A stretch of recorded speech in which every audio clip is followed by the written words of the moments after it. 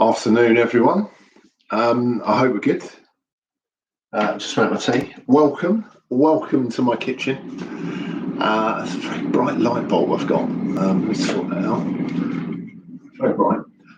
Anyway, welcome to number 50. We're going to talk about goals and purpose today. So all's going to be good.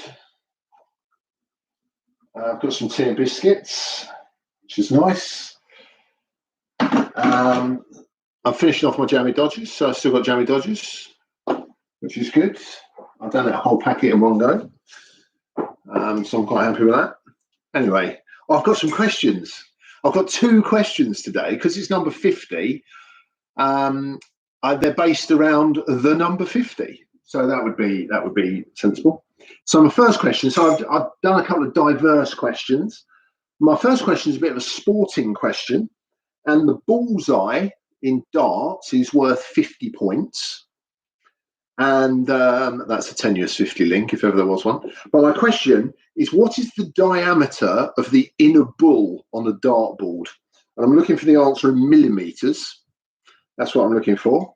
Answer in millimeters, the diameter of the bull. And my second question is a scientific question, because, sport and science, very different things. So what element is number 50 on the periodic table? That's my question. So two questions. What is number 50 what is element 50 on the periodic table? And you can just have a guess at that, can't you, really? And what is the diameter of the bull on a dartboard? So there you go. So type your answers in. If you didn't hear the questions, just type in that you didn't hear them and I'll say them again. So I hope somebody's going to answer a question, because it took me ages to research, as you can imagine. Anyway, my arm's getting back. It's not too bad. My ribs are still sore, but we're getting there. Anyway, we're going to talk about goals and purpose today, 26th January today. This article, I was steered to this article on LinkedIn, so you'll be able to find it yourselves, actually, but it's quite an interesting article by two guys called Paul Dupuil, I hope I've pronounced his surname correctly, Dupuil, and Marshall Goldsmith. And it's just about goals and purpose, and is there a difference? Is there a crossover? What do they look like? Anything like that. So the big thing here, purpose, and it's become like a real hot topic from a few years ago. And I'm sure people out there will have seen Simon Sinek's Start With Why video, but that's really the crux of purpose. And I think for too long, really, we've been driven by goals, achieving targets. But the danger with that goal focus is it narrows down our thinking and drives us down a very, very narrow path. As Sinek explains, it's much better if we do that whole start with why thing.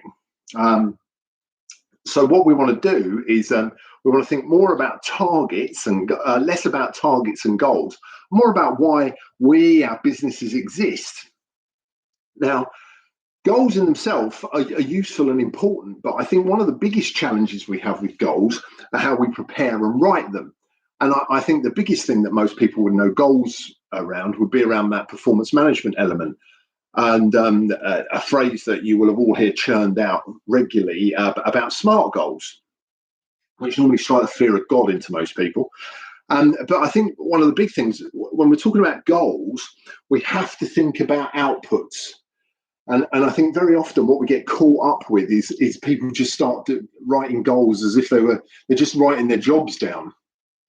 Now, of course, like my job is about delivering learning, but that's not a goal.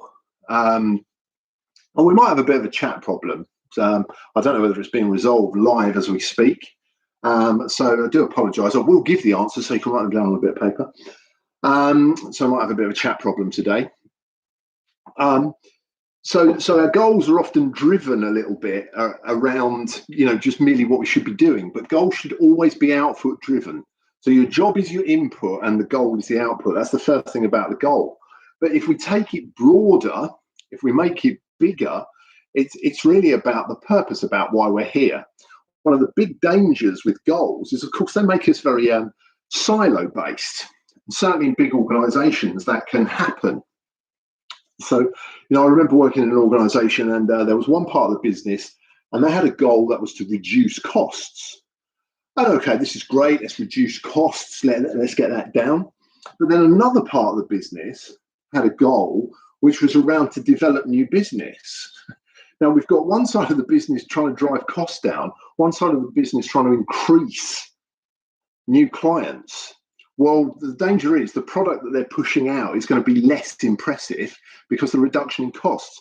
So it can drive silos. So one part of the business might have been smashing goals, and one part of the business might have been missing it. But if we can umbrella it around a purpose, we've got a lot better chance.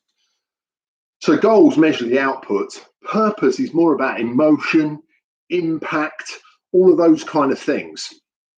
Now, questions that a lot of businesses asked when Simon Sinek's TED Talk nearly broke the internet was people don't buy what you sell, they buy why you sell it.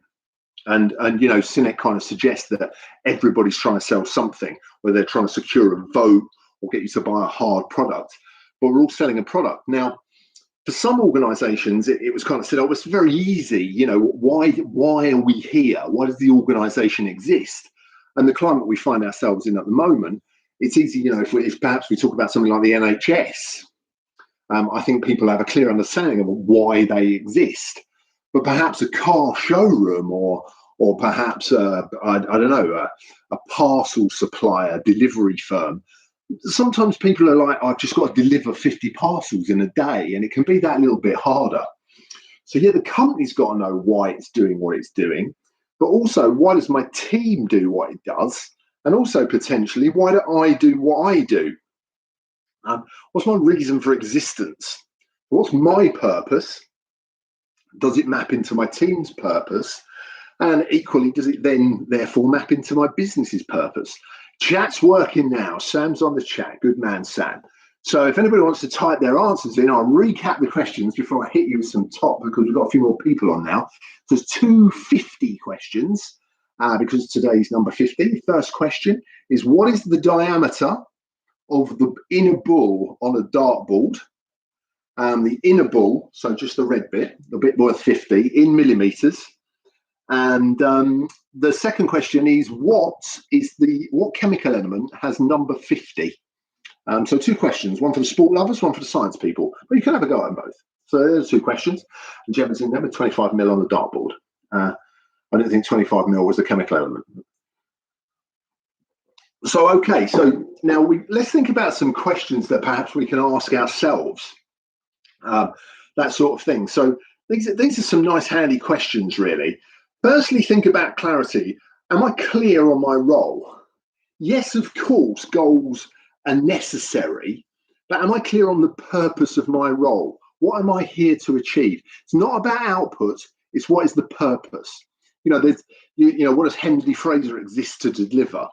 These are statements and things that have been bandied around our business, but it's to help people be the best they can be, both professionally and personally. That might be a phrase that we could attach to a learning and development company. Yes, of course, we're trying to sell products, but what is our greater aim? The thing about personally, have I got clarity on that? Second question to challenge yourself around is about progress. This is about moving forward. Am I moving forward? Don't strive for perfection. Perfection can damage because it sets an unrealistic target goal. But have I done something? Have I done something today that perhaps has stretched me, or I hadn't done before, or I've done something that wee bit better? Thirdly, happiness. We can think about, did I smile? Did I laugh today? It's not about setting yourself a goal, but what did I do to make myself happier today? I mentioned a little while ago about, collecting a jar of hearts, about good things that had happened. And that would be clearly linked to a purpose. Meaning. What is my meaning? This is the greater good. What am I doing today that will make the world a better place? We're seeing so much of this in and around the press, social media, about be kind and all these kind of things. And I think they are worth reflecting on day in, day out. Positive relationships. So what have I done today to improve the relationships I have personally, professionally, with colleagues, with customers, with clients, whatever. Have I reached out to somebody I haven't spoken to before? So what have I done to try and improve that? And the last one of these big 6 questions is about engagement. It's about how do I sit? Maybe a little bit of me time, mindfulness. What have I done today to retain my engagement in the tasks, the targets, and the reason I'm here? So if we look at purpose and goals, yes, we need goals. They can give us focus. Be careful they don't damage our focus and make us go one route. But think overall, purpose. Yes, Sinek introduced it as a business tool, but it's a really robust individual tool to have. So what am I here for? What do I do? You don't have to work for the NHS to have a purpose. Think about perhaps jobs that you've had in your past. What attracted you to them? And you'll find actually that you start dropping into something that you believe passionately about. And for me, that without doubt happened. I realized the purpose that I have is I like helping people. I like seeing people learn. I like seeing people get better. And my job allows me to do that. So I'm very clear on why I'm here and what I'm bringing to the party.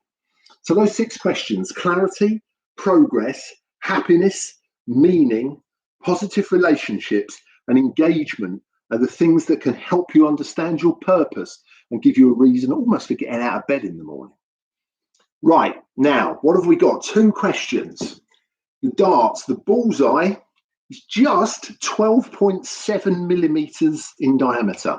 So, Jem, you're kind of probably got the outer bull as well. But just the red bit is 12.7. And it kind of, maybe it should be gold. I'd like to think I was kind of that clever and I'd worked out it was gold. But in fact, we're a lot lower down the pecking order of metals, and it is merely tin. Tin is element 50 on the periodic table. So thanks very much, and thanks for joining me today. We had a few technical hiccups, but we cracked it in the end. So 50, so we've nearly done a year. So please join me again next Tuesday, and we'll see what we come up with then. But have a great afternoon, everybody. I'm off to enjoy my jammy dodger. Thanks very much, guys.